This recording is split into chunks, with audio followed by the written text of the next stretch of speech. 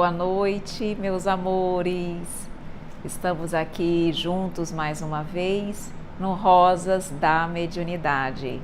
Boa noite a todos que daqui a pouco, olha aí, o Ale já chegando, sempre a Ana, tudo bem? Fátima, alguns corações já chegando, Cassara, Meire, Dayana, olha, corações sempre corações conhecidos, outros corações chegando hoje pela primeira vez.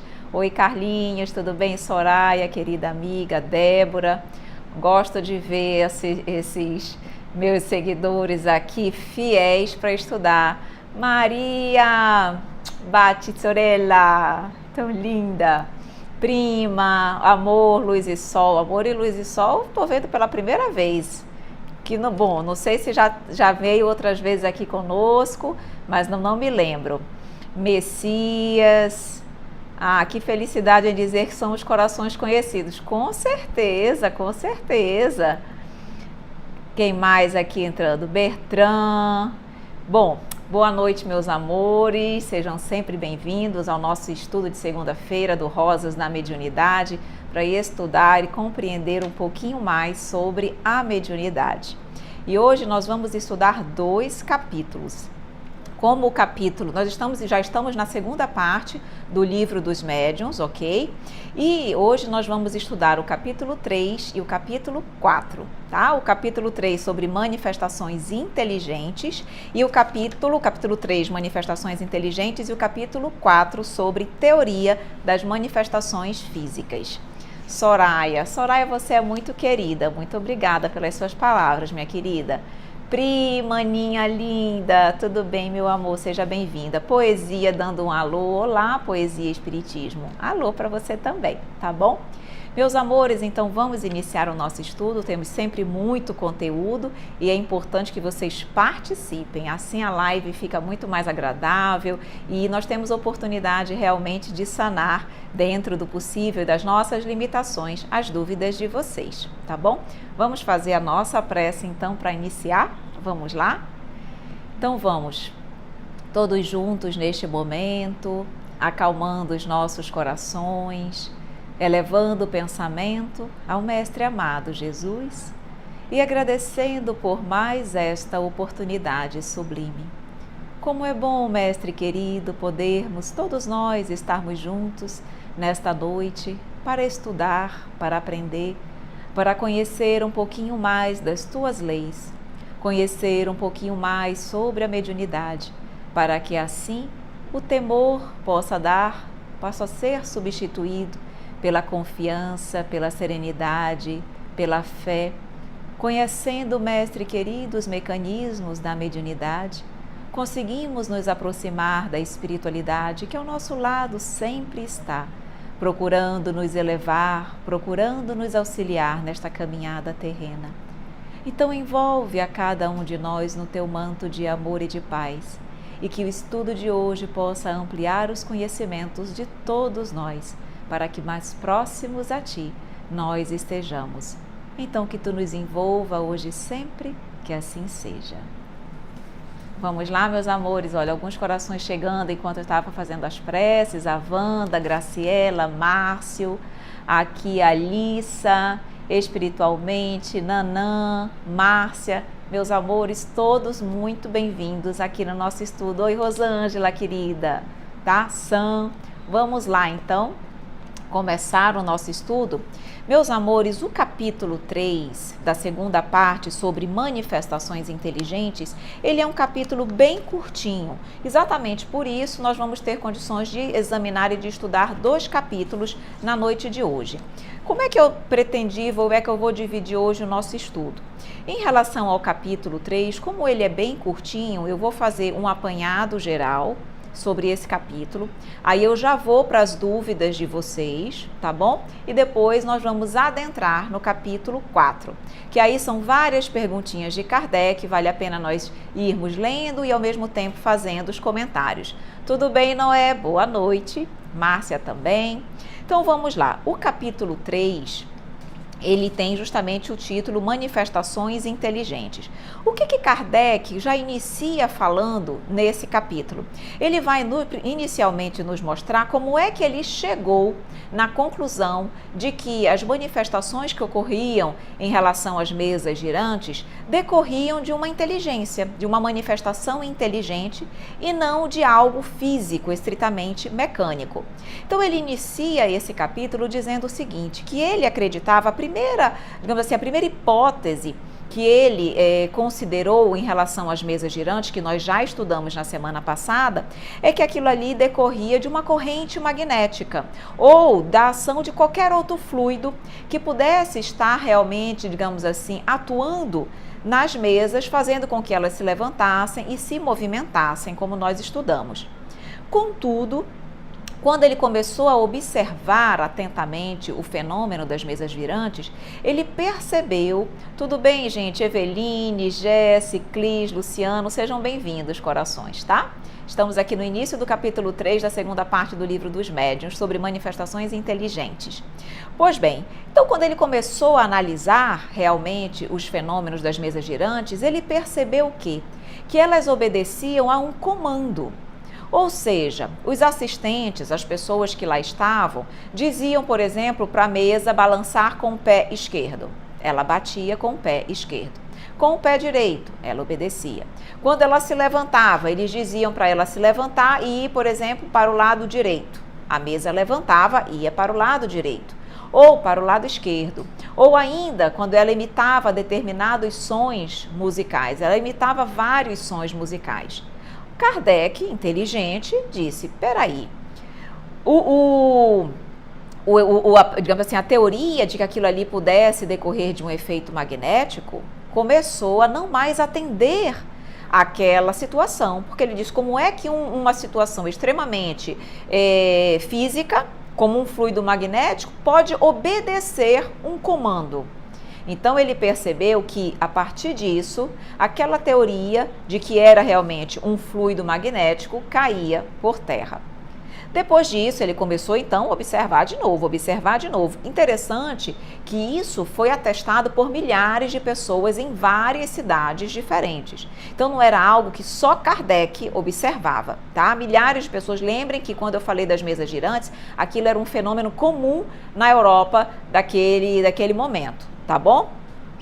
E aí eles disseram, bom, então aqui tem uma causa inteligente. Por quê? Se elas respondem, se elas se movimentam, se elas obedecem a um comando, é porque aqui tem uma causa inteligente. Então eles já descartaram a questão de um fluido elétrico, essencialmente.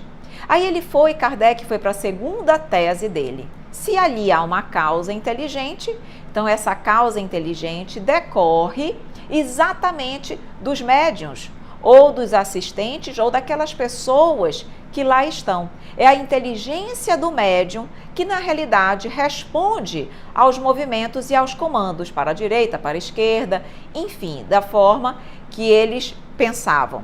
Aí continuaram as observações. O que Kardec observou logo? Que não podia também ser a inteligência dos médiuns. Primeiro, vejam, não eram os médiuns que batiam na mesa.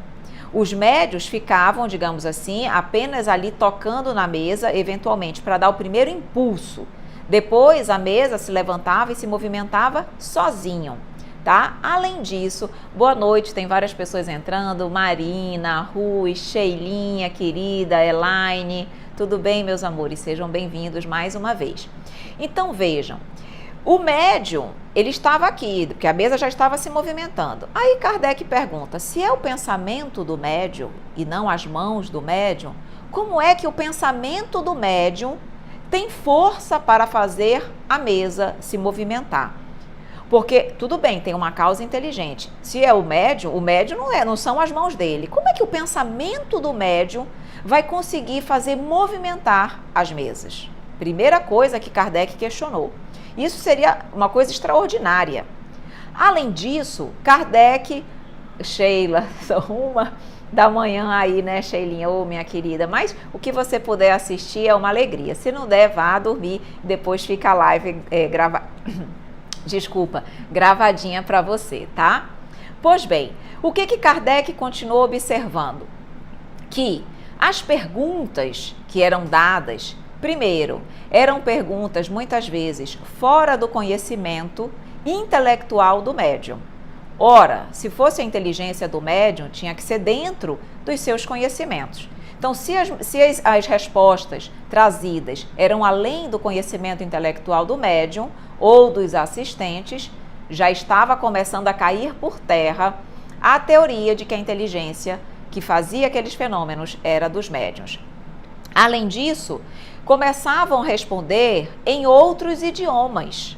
Vejam, lembram que eu falei que as mesas, elas respondiam porque eles começavam a colocar uma letra vinculada a um número de batidas? Então, uma pessoa ia dizendo A, B, C, e quando chegasse na letra que, digamos assim, o espírito queria, ele batia a mesa, identificando que era aquela letra que ele queria, e eles iam anotando, até formar frases. Aí eles perceberam que muitas vezes as frases, elas eram dadas em outras línguas, em outros idiomas. Idiomas desconhecidos do médium e dos assistentes. Mais uma vez Kardec disse, como é que poderia ser a inteligência do médium? Além do fato que as mesas muitas vezes davam uma resposta completamente diferente daquilo que as pessoas que lá estavam imaginavam. Então vejam, se fazia uma pergunta, porque várias perguntas foram feitas às mesas girantes. Então se fazia uma pergunta. Quando a gente faz uma pergunta, normalmente nós não pensamos numa resposta. Ah, eu acredito que a resposta para essa pergunta é tal coisa, eu acredito que é isso, eu acredito que é aquilo. E assim todos pensavam, inclusive o médium e os assistentes tinham uma ideia, talvez, do que poderia ser a resposta daquela pergunta. E aí o que acontecia? A resposta que era trazida pela mesa era completamente diferente de tudo aquilo que as pessoas pensavam. Ora, se era diferente do que as pessoas pensavam, como é que poderia decorrer da inteligência do médium ou dos assistentes? Não era. Era uma outra inteligência. Então, assim, Kardec realmente descartou que aquela inteligência, que aquelas manifestações, primeiro, decorriam de um fluido elétrico, de qualquer outro fluido, e descartou também que aquela inteligência, porque ele percebeu que ali tinha uma inteligência, que aquela inteligência partia do médium ou dos assistentes. Então ele já chegou a essa conclusão. Então há uma outra inteligência. E foi quando ele deduziu que realmente os próprios espíritos nas manifestações das mesas girantes disseram que eles eram espíritos, tá? Então nesse ponto nós finalizamos o capítulo 3, que é justamente apenas Kardec chegando à conclusão de que havia uma outra inteligência por trás do fenômeno das mesas girantes, que era exatamente os espíritos, que essa inteligência decorria dos espíritos, ok? O que nós vamos ver agora no capítulo 4, mas eu vou ver se vocês têm alguma dúvida, querem perguntar alguma coisa, tá? O que nós vamos ver no capítulo 4?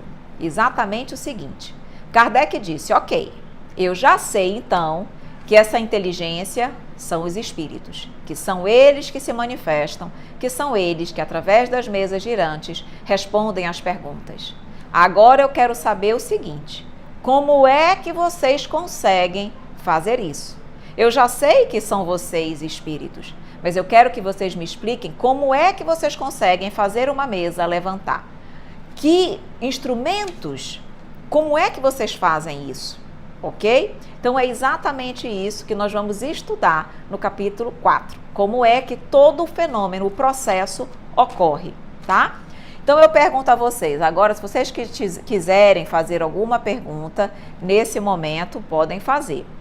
Se não, eu estou vendo que ainda tem muita gente entrando, aqui Fabi, não sei falar isso, mas aqui é Fabi, né? Fabi, Neuza, Maria, aqui o Hipólito, a Cá Hipólito, a Ana Cristal, aqui a Veri Vargas. Tudo bem, meus amores? Que bom, tô vendo vários rostinhos, vários nomes novos chegando aqui na nossa live de segunda-feira. Que bom, e sejam bem-vindos, estamos estudando o livro dos médiuns. Oi, Aninha, tudo bem? Aninha, já conheço. Aninha, tudo bem? Então, realmente, várias pessoas aqui chegando. Olha o Alan, só na expectativa. Tudo bem, Alan? Que bom. Que bom que vocês têm expectativa. Então, vamos perguntar. Agora é o momento das perguntas de vocês. Evelyn, os espíritos aí já conversavam com Kardec? Já conversavam com Kardec, sim. Na realidade, no primeiro momento, ele estava só observando, no primeiro momento. Mas Kardec... Assim que ele, como ele era muito inteligente, um homem de ciência, assim que ele começou a observar com uma certa frequência, ele já foi começando, digamos assim, a tirar essas conclusões, tá? Porque como ele muito observava e estudava, então ele realmente já tinha as condições de ir pouco a pouco chegando a essas conclusões. Tá? Mas na realidade, mais à frente, é que ele vai... Isso aqui, quando ele começou agora, quando nós vamos estudar o capítulo 4, Kardec já conversava com os espíritos, ele fez pergunta aos espíritos e os espíritos responderam. E nós vamos justamente ler alguma dessas perguntas no capítulo 4 e as respostas que os espíritos davam. Então aqui ele já conversava assim com os espíritos. Nesse item 3, não, ele ainda estava fazendo análise dele para realmente chegar à conclusão de que a inteligência por trás de todas aquelas manifestações decorriam dos espíritos, tá bom? Aqui o Paulo César diz, está de luto, está de preto. Estou de preto, de luto não. De luto não, Paulinho, estou apenas de preto, tá bom? Não tem problema nenhum nós variarmos a cor da roupa, até porque nós não devemos estar de preto no nosso coração. De luto no nosso coração, Paulo jamais, sempre com o coração alegre, feliz e satisfeito, tá bom? Vamos lá. Que mais aqui? A Aninha. Comprei meu livro na sexta, o livro dos médiuns, e já estou aqui com ele aberto. Se surgir dúvida, eu falo. Beleza, Aninha, minha querida? Fale mesmo. Aqui o Dan César diz, como Kardec soube que não eram espíritos zombeteiros? Muito boa a tua pergunta. Veja, na realidade, num primeiro momento, Kardec não sabia que eram espíritos superiores ou não. Vale até colocar o seguinte, ainda falando sobre o item 3, muito boa essa tua pergunta. Veja, para que uma manifestação, olha como Kardec é inteligente, para que uma manifestação seja considerada inteligente, ele diz aqui, não é preciso, não é indispensável que ela seja eloquente, espirituosa, sábia ou que traga belas palavras. Não precisa disso para que haja ali uma inteligência. Ele disse, basta que se prove, está lá no capítulo 3 isso, tá bom? Basta que se prove ser um ato livre e voluntário, um ato que exprime uma intenção, que responde a um pensamento de forma independente, uma vontade. Então veja, no primeiro momento, mesmo que fossem espíritos zombeteiros, fato é que ali ele conseguia observar que havia uma vontade, uma inteligência. Então ele disse, eu já sei que tem aí os espíritos. Com o tempo, nós vamos estudar como é que ele sabia que não eram espíritos zombeteiros. Kardec, dentro da codificação da doutrina, ele utilizou o método que nós chamamos de universalidade da notícia, da mensagem. O que significava isso? Tudo que Kardec codificou foi trazido por vários médiuns diferentes, em várias situações e em várias cidades diferentes. Então, Kardec ouvia, recebia toda aquela informação, catalogava, e só aquelas informações que elas eram ratificadas por todos os espíritos, por todas aquelas pessoas, espíritos, digamos assim, que se manifestavam através dos médiuns, é que ele foi, digamos assim, considerando como verdade. E ele disse isso é um dos grandes cuidados que precisa se ter quando se está examinando o que vem do espírito, porque nem tudo que vem de um espírito é verdade, porque há espíritos imperfeitos, zombeteiros, como você colocou, e há espíritos superiores. Então, se você acreditar em tudo que o espírito diz, você vai, com certeza, ser mistificado. E Kardec não o foi porque ele era extremamente criterioso. Então, ele examinava, comparava, e só quando ele percebia que aquelas informações eram ratificadas por vários espíritos em vários lugares e por médiuns diferentes que não se conheciam, é que ele realmente começava a anotar e catalogar aquilo como uma verdade. Tá bom? Então foi assim que Kardec conseguia distinguir, mas sem dúvida ele recebeu muitas manifestações de espíritos zombeteiros e tudo isso servia, para que serviu o fato dele perceber que espíritos zombeteiros se manifestavam? Para que ele pudesse depois estabelecer a escala espírita, que é justamente a evolução dos espíritos, e com base nisso ele conseguiu estabelecer a escala espírita, dividindo em 3 ordens os espíritos: espíritos imperfeitos, terceira ordem; espíritos bons, segunda ordem; e espíritos puros, primeira ordem. Lembrando que dentro de cada uma dessas ordens há classes que se subdividem. Então, por exemplo, a ordem, terceira ordem de espíritos imperfeitos, tem os espíritos impuros, tem os espíritos levianos, tem os espíritos pseudo-sábios, tem os neutros e tem os batedores e perturbadores. Dentro da segunda ordem, tem os espíritos bondosos, os espíritos de ciência ou sábios, os espíritos de sabedoria, os espíritos superiores. E aí vem para a primeira ordem, que são de espíritos puros, que tem considerado uma classe única, tá? Então, foi exatamente através dessas comunicações que ele observava e ele tudo anotava, ele conseguiu saber exatamente quando as manifestações eram de espíritos zombeteiros ou de espíritos superiores, tá? Com critério, método experimental, critério, seriedade na análise dos fatos, tá bom? Débora, ele era médium? Não. Kardec, ele tinha mediunidade intuitiva. Ele se utilizava de outros médiums que eram, digamos assim, gozavam de uma conduta ilibada, de uma realmente tinham perante a sociedade, eram pessoas confiáveis. Então, ele se cercou de vários médiums e, através desses médiums, ele, junto com outros estudiosos, Kardec se reunia com filósofos, matemáticos, vários estudiosos da época, eles juntos faziam as perguntas sobre os vários aspectos da vida, do universo, e eles iam fazendo as perguntas e catalogando, tá? Então ele tinha mediunidade intuitiva, mas ele não tinha a mediunidade que nós chamamos de ostensiva, tá?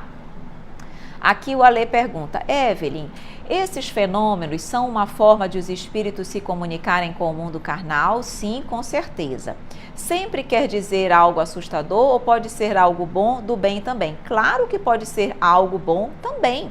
Vejam, foi assim que começou os fenômenos das mesas girantes, fenômenos físicos. E através disso os espíritos nos trouxeram grandes informações, trouxeram toda a codificação da doutrina. Então é claro que exatamente esses fenômenos são sim uma forma dos espíritos se comunicarem, uma forma deles despertarem a lei, as pessoas para a existência do mundo espiritual. Então, através dos fenômenos, você tem condições de perceber que o mundo espiritual existe. E não apenas que ele existe, que ele pode se comunicar com o mundo material, tá? Então, mostrar, alertar o homem sobre a imortalidade da alma, tá? Claro que há espíritos que querem assustar? Porque, veja, há espíritos bons, imperfeitos, evoluídos, puros, assim como nós encarnados temos, digamos assim, uma condição evolutiva variada, a nível de espírito também.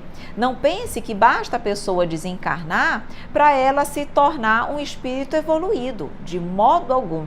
A natureza não dá saltos. Então, essas pessoas que são imperfeitas aqui, ao desencarnarem,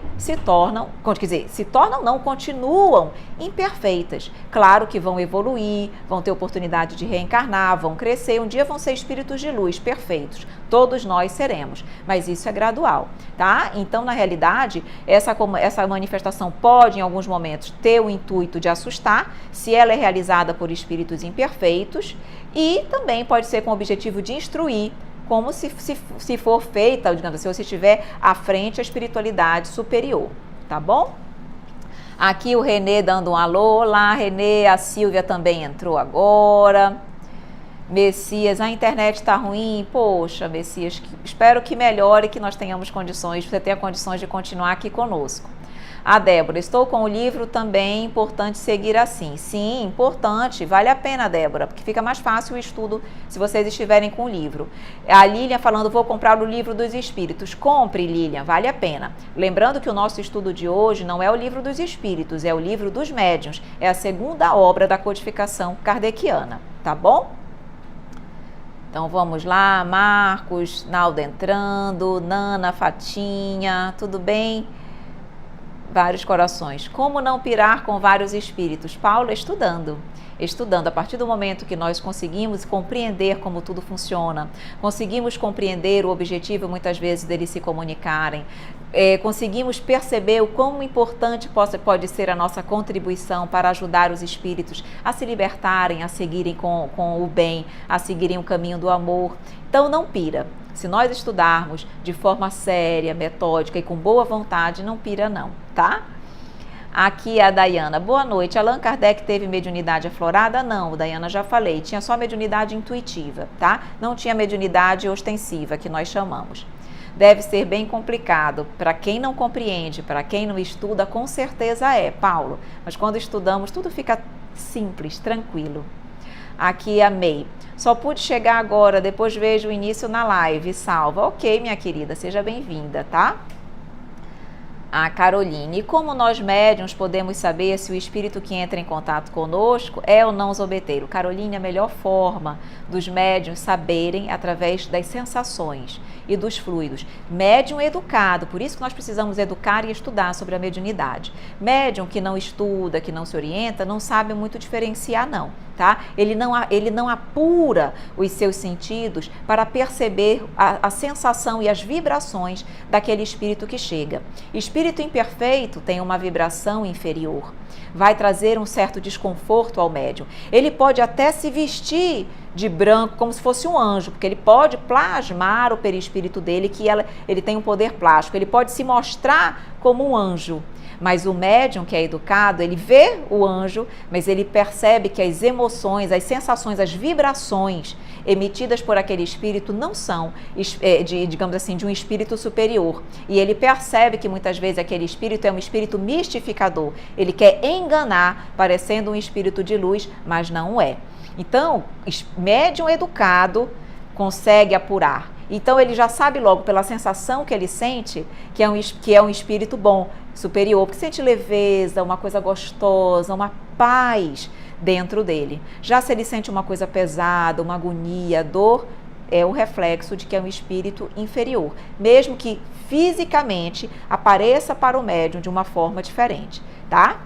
Mas isso é médium que estuda. Médium que não estuda não consegue fazer essa diferenciação. E é por isso que muitas vezes é mistificado. Porque não apura os sentidos, não sabe diferenciar, aparece um espírito zombeteiro ou um espírito pseudo-sábio querendo falar bonito, querendo dizer que é um espírito evoluído, e o médium vai acreditar e vai ser mistificado, tá bom? Como podemos evoluir se não lembramos das vidas passadas? Amarildo, nós não lembramos nitidamente, mas as nossas tendências dessa vida nos indicam exatamente o que nós fizemos de errado em vidas passadas e aquilo que nós precisamos trabalhar.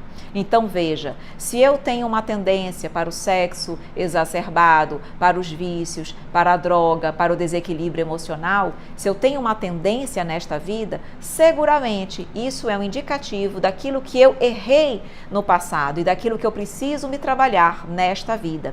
Então, embora eu não tenha noção exata, porque se eu tivesse, muitas vezes eu me desequilibraria, porque eu não teria condições emocionais, maturidade emocional de lidar com as verdades das vidas passadas, com tudo aquilo que eu fiz de errado, aquilo me traria desequilíbrio.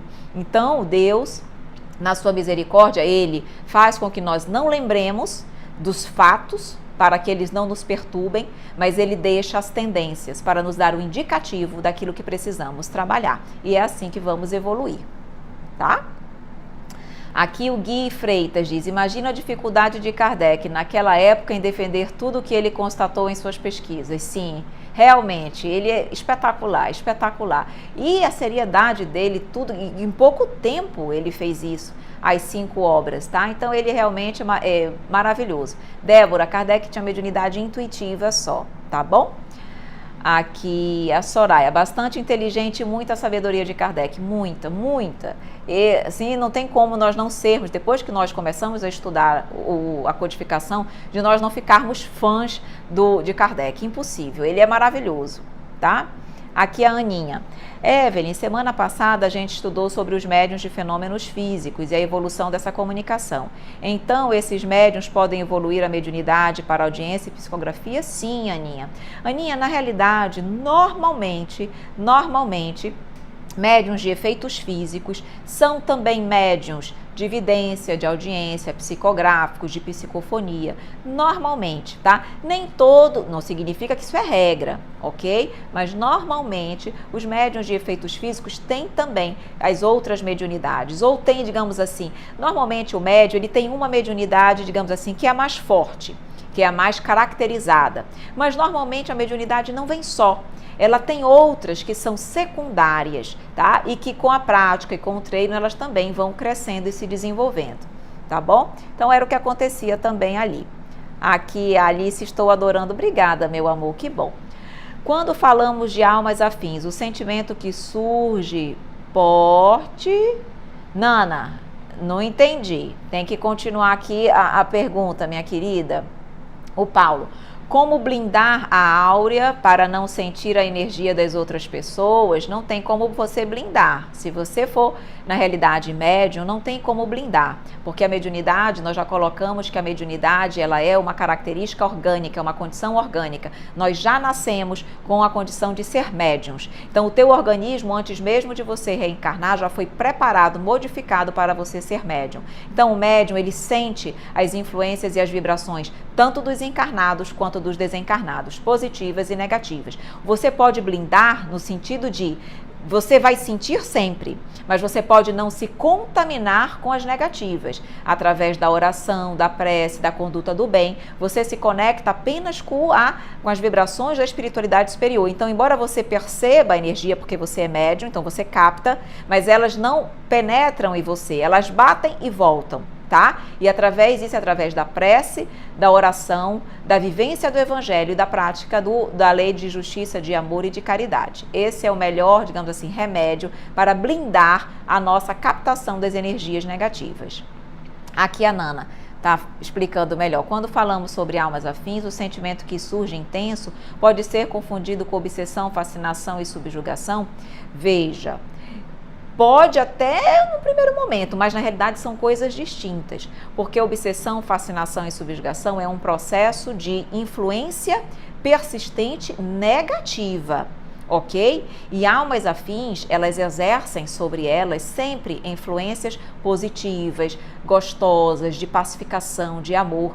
Então, só se você, digamos assim, não tiver uma análise e uma reflexão muito boa sobre o que está acontecendo. Se aquela relação é uma relação de angústia, de vício, de posse, sabe? De uma coisa que não constrói, que destrói, isso não é, digamos assim, união de espíritos afins.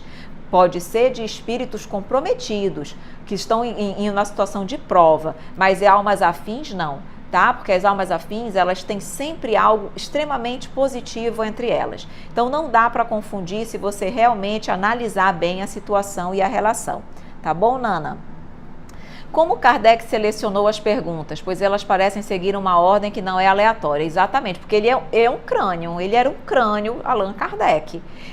Vejam, Allan Kardec, quando ele começou a conhecer a doutrina espírita, ele já tinha mais de 50 anos. Então, ele foi, quando nós tivemos a oportunidade de estudar a vida de Allan Kardec, ele era um homem de ciência, ele já tinha lançado vários livros, ele falava vários idiomas, ele estudou no Instituto da Suíça, o Iverton, que eram as melhores escolas da época. Então, ele foi preparado para que quando ele entrasse em contato com a ciência, com a doutrina espírita, ele já tivesse todo o cabedal de conhecimento que ele precisava para fazer a codificação.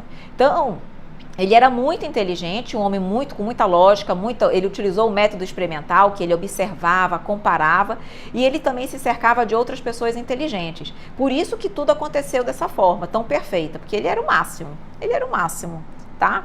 Vamos lá, aqui. Porque ainda existem tantos médios que fracassam na sua missão, já que ele tem todo o amparo da espiritualidade superior? Porque o médium, na realidade, mesmo tendo todo o amparo, ele ainda é um espírito imperfeito. Então, ele vem para cá também com as suas tendências inferiores, é dentro dele. E aí quando ele chega aqui, as tendências inferiores se fazem presente. Muitas vezes ele sabe que para ser médium ele tem que renunciar um pouco à vida material, renunciar aos vícios, os prazeres da vida material para que ele possa ser um bom médium. Chega aqui, ele, digamos assim, sabendo do compromisso que ele tem que enfrentar, ele não quer. Ele diz, não quero ter que renunciar a tudo isso para desenvolver a mediunidade, não. Prefiro e quero viver a vida material. E aí vai voltar como médium falido, tá bom? Então é isso. Aninha, não sei se a minha pergunta foi porque saí sem querer. Aninha, faz de novo, Aninha. Faz aí que eu te digo, eu te respondo. Como posso começar a estudar a doutrina, Ítala? Conosco, aqui, é uma forma, tá bom? Mas indo também no centro espírita, que você se sinta bem, os centros espíritas normalmente oferecem cursos para as pessoas que querem aprender sobre a doutrina. Normalmente, eles oferecem o estudo do Livro dos Espíritos, Livro dos Médiuns, Evangelho segundo o Espiritismo. Tem o estudo que nós temos também no nosso canal, que é o Estudo Sistematizado da Doutrina Espírita, ESG 1, que é justamente para quem está começando a conhecer a doutrina. Então, já estamos colocando videoaulas do Estudo Sistematizado da Doutrina Espírita, é o ESG 1, ainda tem ESG 2 e ESG 3, que nós chamamos de tomo único, tá bom? Mas nós já estamos fazendo, então se você quiser já na internet, no nosso canal tem esse estudo, vale a pena, são videoaulas também seguindo uma sequência, uma apostila da Federação Espírita Brasileira. Mas, se você quiser, nos centros espíritas também oferece, tá bom? Caiu aqui o sinal. Daiana, espero que volte, dê tudo certo. Meus amores, vamos entrar então no capítulo 4 e depois nós voltamos para a pergunta. Aqui no capítulo 4, então, quem tiver com o Livro dos Médiuns, vamos acompanhar. Kardec começa dizendo, então, primeira coisa que ele pergunta, como é que ocorrem os fenômenos? E aí os espíritos começam a dizer, através do fluido cósmico universal. Aí Kardec pergunta, e o que é o fluido cósmico universal? Então, eu preciso entender o que é esse fluido cósmico, já que é através dele que os fenômenos acontecem. E aí quem tiver com o livro comece a acompanhar. O que ele perguntava do Kardec? Ele disse o seguinte, o fluido universal, esse fluido cósmico, é ao mesmo tempo o elemento universal? O que ele queria saber? O que era o fluido cósmico? E os espíritos dizem assim, sim, o fluido universal, ele é o princípio elementar de todas as coisas. E aqui eu vou explicar para vocês. Quem tiver condições também de estudar o Livro dos Espíritos vai compreender. Através dessas perguntas que Kardec fez, ele teve a informação de que no universo existem dois princípios gerais. Deus, acima de tudo, criou dois princípios gerais do universo. O princípio material, que dá origem a tudo que é matéria no universo, desde a matéria mais imponderável à matéria mais grosseira, mais densa, ok? Fluido, nesse caso, o princípio material. E o outro princípio geral do universo é o princípio espiritual, que vai dar origem aos espíritos. São dois princípios distintos, mas que interagem constantemente para que possam crescer. E o fluido cósmico universal, ele decorre, é um subproduto do princípio material. E é o fluido cósmico, ele é considerado o elemento primitivo, é a partir do fluido cósmico que várias metamorfoses vão ocorrer neste fluido universal, dando origem a tudo que é matéria no universo, tá? Então, é através desse fluido cósmico que os espíritos conseguem atuar sobre o mundo material. Então, ele vai dizendo aqui, esse fluido cósmico, então, é a base primária de todas as coisas, tá bom? E aí, ele coloca, Kardec vai perguntando, acompanhe aqui, ele quer saber mais sobre esse fluido cósmico, deixa eu entender o que é isso. Aí ele pergunta, qual é o estado no qual o fluido universal se nos apresenta em sua maior simplicidade? Ele queria saber qual é a situação onde esse fluido cósmico está na sua condição mais pura, mais elementar. E aí a espiritualidade nos diz o seguinte, olha que interessante, diz, para o encontrar em sua simplicidade absoluta, isso aqui é a resposta dos espíritos, seria preciso remontar aos espíritos puros. Em vosso mundo, ou seja, na Terra, esse fluido é sempre mais ou menos modificado para formar a matéria compacta que vos rodeia. Entretanto, podeis dizer que o estado mais próximo da simplicidade é o do fluido que chamais fluido magnético animal. Então ele disse o seguinte, olha, o fluido mais purificado não existe na Terra. Isso só acontece lá junto aos espíritos puros que habitam os mundos chamados celestes ou ditosos. Lá a matéria está praticamente no seu estado mais imponderável e simplificado. Como a Terra é muito materializada, aqui não existe o fluido tão imponderável. O mais imponderável que existe na Terra é o que ele chama de fluido magnético animal. É o fluido magnético, é o fluido animal que nós temos dentro da gente. Esse fluido animalizado é o que nós chamamos de fluido vital, que dá vida.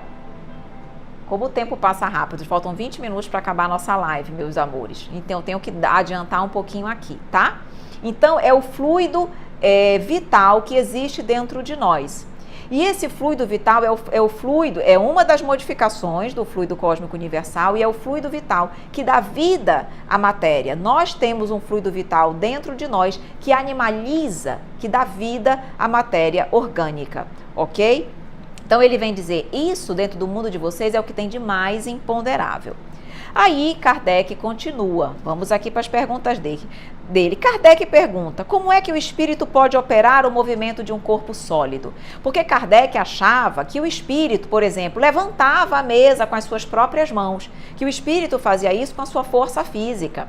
E aí os espíritos disseram, não, negativo, os espíritos não usam a mão para levantar o que quer que seja, a mesa. Aí ele vem dizer, o espírito combina uma parte do fluido universal com o fluido que o médium libera, médium de efeitos físicos, libera próprio para esse efeito.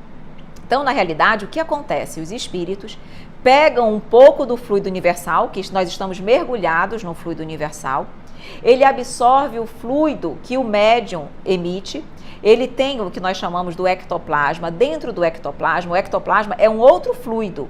Dentro do ectoplasma, na composição do ectoplasma, algo em torno de 70% é o fluido vital. Fluido vital é uma coisa, fluido ectoplásmico é outra. Mas o ectoplasma, ele é formado mais em torno de 70% do fluido vital. Os outros 30% são outros fluidos, tá? Então, o médium libera este fluido, o espírito combina o fluido cósmico universal com o fluido que o médium emite, e através da combinação desses dois, ele dá digamos assim, o que ele chama, ele satura o objeto que ele quer fazer modificar. Então a mesa, ele satura a mesa com aquele fluido, com aquela combinação de fluido, e como dentro daquele fluido tem o fluido vital, porque o fluido vital faz parte do ectoplasma, o que acontece? Ele dá uma vida fictícia à mesa. E assim como ele dá à mesa, ele pode dar a qualquer objeto. E é por isso que ela se movimenta. Mas vejam, a inteligência não está na mesa. A inteligência está no espírito, que pela força da sua vontade imprime naquele fluido combinado a força da sua vontade, que faz com que a mesa obedeça ao seu comando, tá? Mas não é a mesa que ela está inteligente. Ela está, digamos assim, parcialmente como ele diz, animalizada por uma vida fictícia, por conta da combinação desse fluido. E esse fluido obedece à vontade do médium, ou do espírito, perdão. Então, o espírito diz, mova-se para a direita, o fluido movimenta a mesa para a direita. Movimente-se para a esquerda, movimenta aquilo para a esquerda. Tá? Então é isso que ele está dizendo aqui. Os espíritos levantam a mesa, Kardec pergunta, com a ajuda de seus membros, braços, de certo modo solidificados? E aí ele diz, não, de modo algum. Ele exatamente pega o fluido universal, combina e anima a mesa de uma vida fictícia. Então ele diz aqui, em razão da sua natureza etérea, do espírito, o espírito propriamente dito não pode agir sobre a matéria grosseira. Ele precisa, e é exatamente por isso que ele precisa do fluido cósmico universal. Como o espírito é etéreo, tem uma natureza mais etérea, ele não pode com a mão dele ir lá pegar aquela mesa. como Kardec pensava. Ele tem que se utilizar de um outro instrumento compatível com a sua natureza mais etérea, que é o fluido cósmico universal. Então, é através desse fluido que ele movimenta a matéria. Aí ele continua perguntando assim, Kardec: todos os espíritos estão aptos para produzir os fenômenos desse gênero? E aí os espíritos respondem: os espíritos que produzem essa espécie de efeito são sempre espíritos inferiores, que não estão ainda inteiramente despojados de toda a influência material. E aqui é importante nós fazermos uma explicação, porque ele diz o seguinte: fenômenos físicos, como de mesa, levantar mesa, objetos, ruídos, barulhos, normalmente são operacionalizados por espíritos inferiores. Podem estar sob a supervisão da espiritualidade superior, mas quem operacionaliza são os espíritos inferiores. E por quê? Porque como nós vamos trabalhar, modificar, mexer naquilo que é matéria, quanto mais material, digamos, materializado for o espírito, mais denso é o seu perispírito e mais facilidade ele tem para esses fenômenos. Como os espíritos imperfeitos, desencarnados, espíritos desencarnados imperfeitos, justamente pela sua imperfeição, são mais materializados, têm um perispírito mais denso, eles têm mais facilidade para operacionalizar esses efeitos. Já a espiritualidade superior, que é muito elevada, tem um perispírito muito rarefeito, eles têm mais dificuldade para operar os fenômenos. Então, se eles quiserem, eles supervisionam os fenômenos, mas quem operacionaliza são os inferiores, que estão sob a responsabilidade, sob o comando da espiritualidade superior, que era o que acontecia com Kardec, tá bom? Tinha a espiritualidade toda superior ali à frente daqueles fenômenos, porque eles tinham o objetivo de codificar a doutrina, e eles digamos assim, se utilizavam de espíritos menos superiores, mais imperfeitos para os fenômenos, tá bom? Aí, o que mais aqui que eu tenho que falar para vocês antes de voltar para as perguntas? Vejam, na realidade, então, aqui, eles perguntam se, uma outra pergunta importante que Kardec fez para os espíritos. Ele disse: a ação da vontade, no caso dos médiuns, é sempre indispensável para que esses fenômenos possam ocorrer? E a espiritualidade disse que não. Na realidade, a vontade do médium, ele diz aqui, pode ajudar na força para a movimentação dos fenômenos, para a movimentação dos objetos, mas ela não é indispensável. E é exatamente por isso que existem médiuns de efeitos físicos, que são os chamados espontâneos e inconscientes, que eles estão doando aqueles fluidos para os fenômenos são feitos e ele nem mesmo sabe que ele é que está doando aquele fluido animalizado para que os fenômenos aconteçam. Ok? Então, na realidade, ele diz, não é sempre necessária, uma vez que o movimento pode ocorrer contra e malgrado a vontade do médium. E é aí uma prova de que há uma causa independente do médium. Porque, ora, se pode acontecer mesmo sem a vontade do médium, mostra, mais uma vez e claramente, que aquilo ali é uma outra inteligência, que não a inteligência do médium, tá? E aí, só quero mais essa perguntinha antes de ir para as perguntas de vocês. Ele diz assim: por que todo o mundo não pode produzir o mesmo efeito? Porque todos os médiuns não têm a mesma força? Porque todos os médiuns não fazem os mesmos fenômenos da mesma forma? E aí a espiritualidade nos diz que isso depende do organismo do médium e da maior ou menor facilidade com a qual a combinação dos fluidos se pode operar. Então veja, não basta o médium querer. Preciso que haja uma afinidade, digamos assim, entre o espírito que vai operar os fenômenos e o médium de efeitos físicos. Além disso, os médiuns, eles podem ter maior ou menor potência mediúnica. Eles podem emitir maior quantidade de fluidos animalizados, ectoplasma, ou menor. Quanto mais fluido ele emite, mais potência mediúnica ele tem e mais fenômenos de efeitos físicos pode acontecer.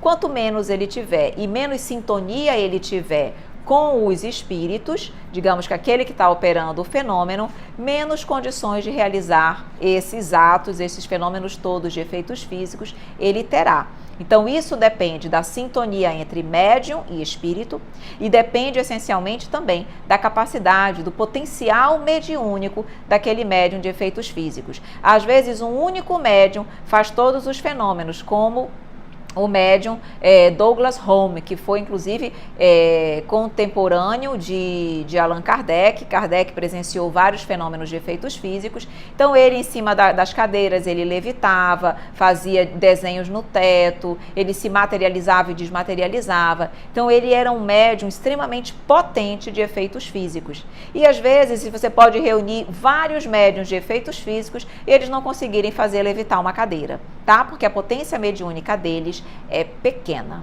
tá bom? Então, meus queridos, vamos então ver agora as perguntinhas, porque os aspectos mais importantes desse capítulo 4 era isso que eu queria dizer, da importância do fluido cósmico e como que isso acontecia na prática para os fenômenos, tá?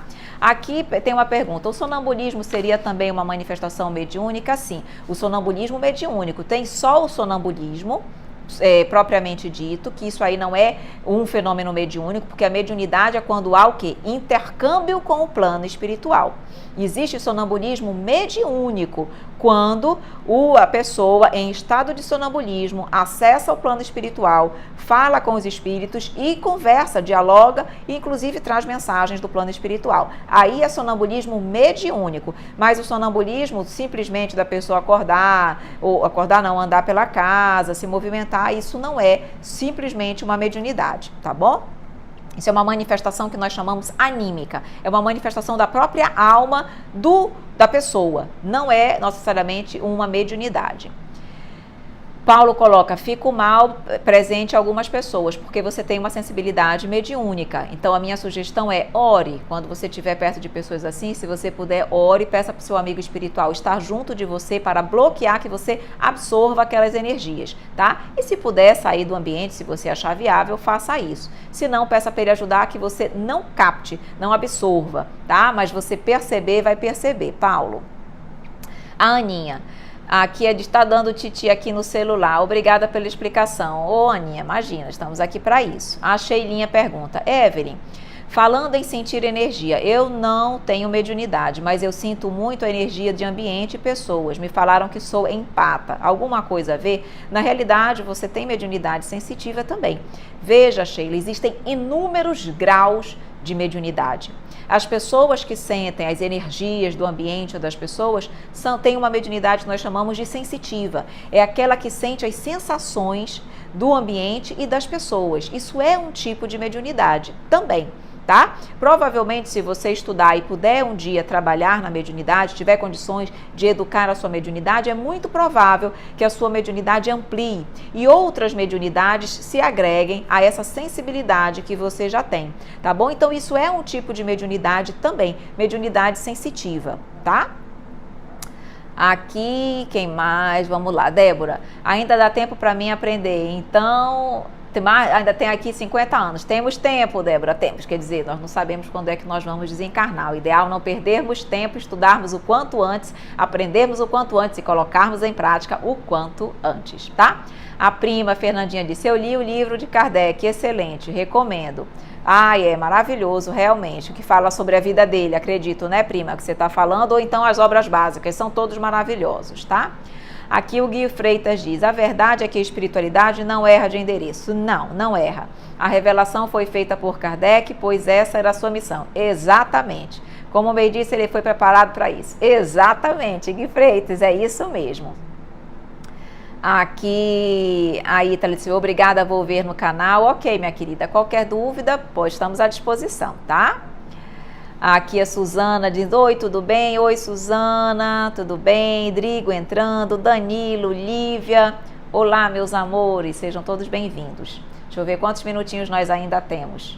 7 minutinhos só, mas passa muito rápido. Esse fluido cósmico seria o ectoplasma ou nada a ver? Mei, O ectoplasma é uma das metamorfoses do fluido cósmico. O fluido cósmico, ele é o elemento primitivo e ele sofre infinitas metamorfoses e dá origem a tudo que é matéria no universo. O ectoplasma é matéria, mais imponderável, mas é matéria. Então, o ectoplasma é um dos subprodutos do fluido cósmico, tá bom? Fernando, Messias, muito boa explicação. Caroline, vamos para a próxima pergunta. Caroline, o fluido vital seria a mesma coisa que o prana? Falamos muito do Paraná, energia prânica na yoga. Não sei te dizer porque realmente eu nunca estudei esse prana na yoga. Tá bom? O que eu posso te dizer é que o fluido vital é isso, é esse fluido que dá vida à matéria. Não é o espírito, não é o espírito. Quando nós desencarnamos, o espírito segue, somos nós, é a nossa intelectualidade. O fluido vital, ele se dissipa, tá? A partir do momento que o corpo morre, o fluido vital se dissipa. E aí nós não temos mais, porque o fluido vital ele só existe quando nós estamos encarnados, tá? Espíritos desencarnados não precisam de fluido vital para animalizar a matéria, porque eles não têm esse corpo material que nós temos. Então o fluido vital ele tem essa característica, ele só está presente nos encarnados e serve para animalizar a matéria. Se o prana dentro da yoga tem essa mesma, digamos assim, relação, tem esse mesma, é visto com essa mesma utilidade, muito provavelmente é a mesma coisa, tá bom? Mas realmente eu não conheço na yoga, então eu não teria condições de te dizer se é ou não a mesma coisa.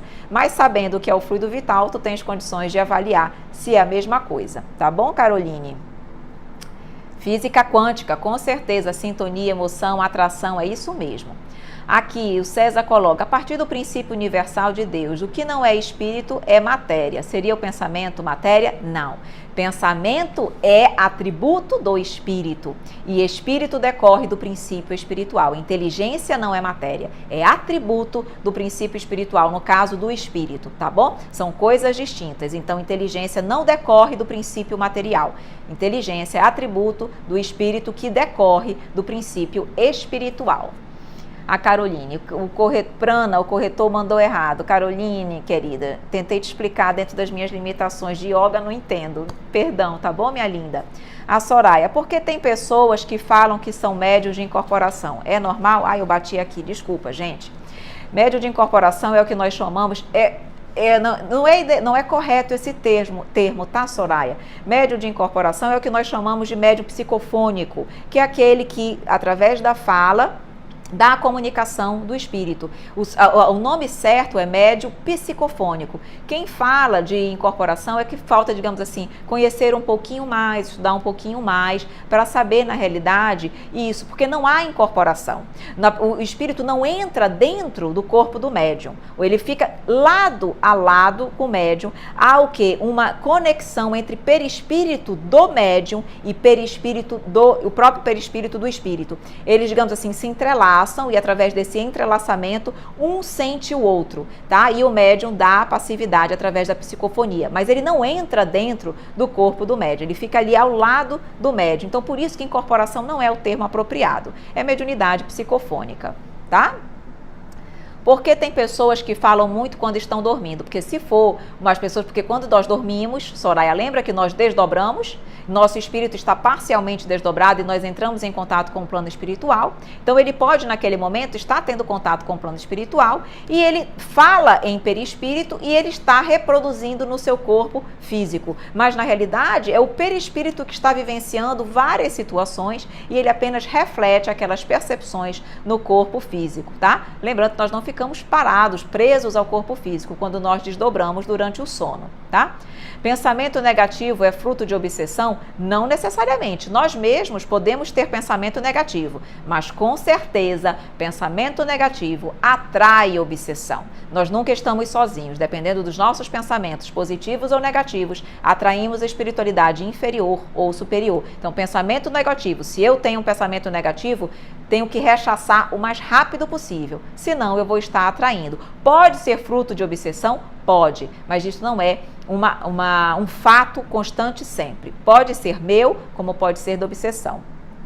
Meus amores, 1 minutinho e meio para acabar a nossa live. Só vou ter que responder mais 2, 3 perguntinhas no máximo. O Gui Freitas, quanto mais evoluído o espírito, mais difícil será a comunicação deles por fenômenos físicos? Exatamente, porque eles estão menos apropriados organicamente para isso. Tem menos força para esses fenômenos. Se eles precisarem, eles se utilizam de um espírito menos evoluído para operacionalizar e eles comandam, administram os fenômenos. Mas é isso mesmo. Boa noite, boa noite, boa noite. Aqui é a Aninha. Além dessa comunicação e interação para acontecer o fenômeno, eu como médium posso fazer com que ocorra espontaneamente, sem querer? Sim. Como eu falei, existem os médiums espontâneos que fazem os fenômenos sem mesmo saberem que eles estão dando causa ao fenômeno. Então, pode acontecer de forma voluntária ou de forma espontânea, natural, sem que o médium saiba e sem que o médium mesmo deseje, tá? O Paulo, sinto como uma energia em volta de mim, principalmente acima da minha cabeça, o que seria indicativo de que você tem mediunidade sensitiva, de percepção de energias. Pode ser a presença de um amigo espiritual, do seu amigo espiritual, e você capta essa energia, tá bom? Então, o ideal é que você possa cada vez mais estudar e, se possível, num centro espírita, desenvolver essa mediunidade de forma adequada. Meus amores, 30 segundinhos, não tenho mais tempo. Vamos só agradecer a Papai do Céu, vou agradecer junto com vocês por esse encontro maravilhoso, que a espiritualidade amiga possa continuar sempre ao nosso lado, nos incentivando para mais estudos como esse. Obrigada a todos vocês pela presença, pelo carinho. Amo todos vocês do fundo do meu coração. Um grande beijo e até a próxima live. Amanhã tem mais. Tchau, tchau, gente!